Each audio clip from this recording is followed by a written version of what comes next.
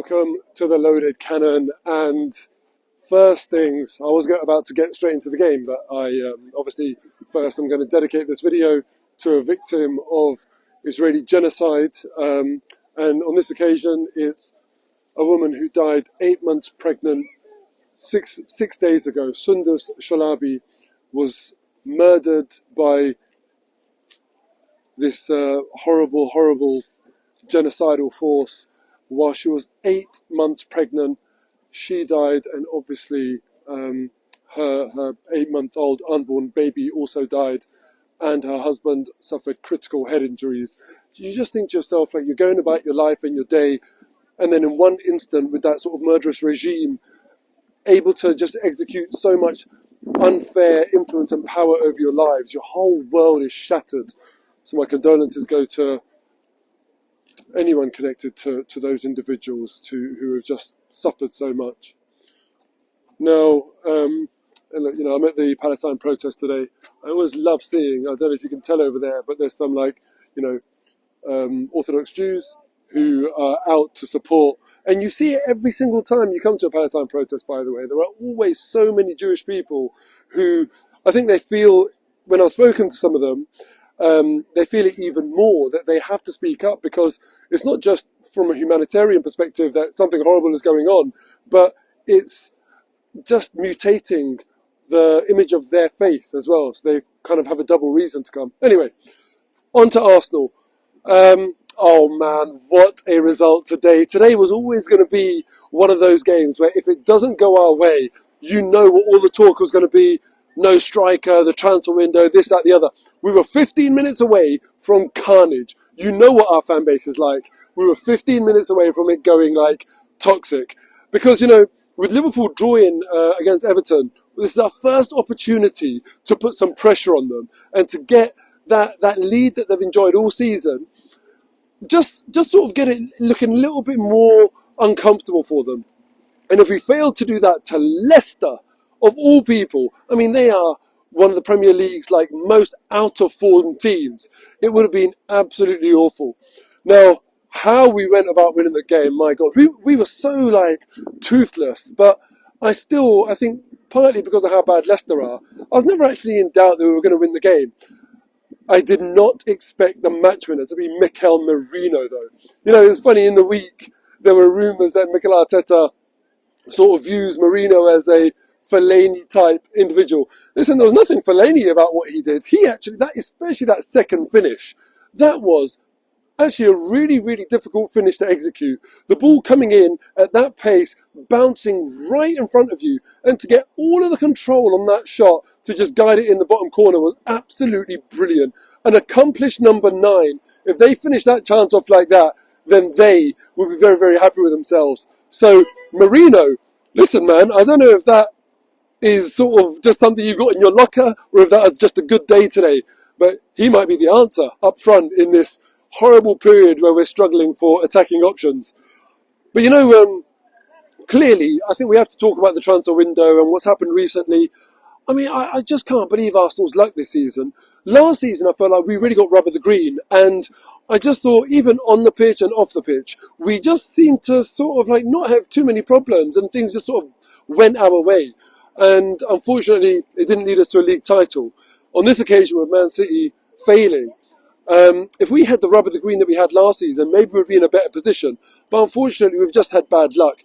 And of all of the times to go and get injured, warm weather training in Dubai, and you go and tear your hamstring, I just can't get over how bad that luck is for that to happen. And at a time where, our two recognised strikers in Jesus and Havertz, when Jesus is already out, for that to happen to Havertz is an absolute killer.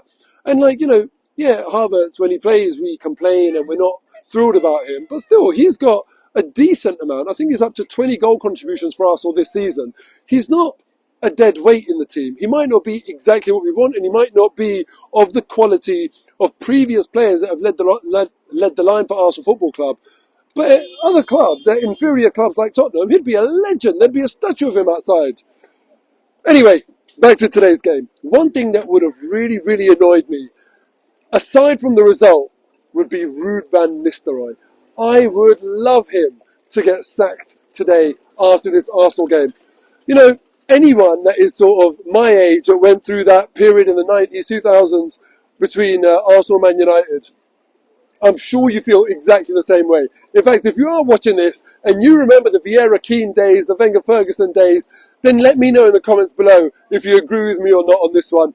I wish nothing but failure for Ruud van Nistelrooy. I would love it if this is the game that gets him fired unceremoniously from Leicester. And it's sad, actually, because I quite like Leicester. I like them as a football club, and I think what they've achieved in recent years in English football is just like the most romantic story that you could hope for. I thought, you know, it was just brilliant, everything that they've done. So it's a shame that I sort of want Leicester to suffer just because they're associated with Ruud van Nistelrooy. But hey, my dislike for him is far greater than my like for Leicester. So hopefully Van Nistelrooy gets booted out the back door as a result of this loss. And let's just talk about what an awful manager he is. 3 wins in 14. One of them comes against Tottenham, so it doesn't even count.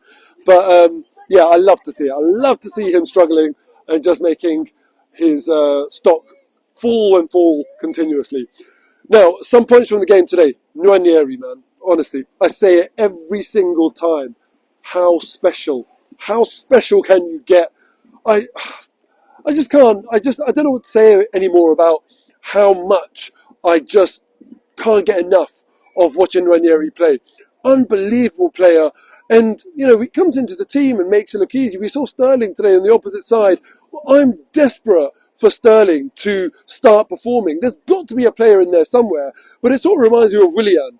When Willian was at Arsenal, it just did not work out for him. He just could not rediscover any confidence or any form. And now we're seeing that with Raheem Sterling. And it's a real shame because when we got Raheem Sterling, I was all for it. I really thought to myself, look, Premier League proven player. And I really thought that, you know, he'd be a good signing and a useful player to have in the dressing room. Unfortunately, it hasn't worked for him, which is a shame because I've always felt like there's so many people with the knives out for Raheem Sterling.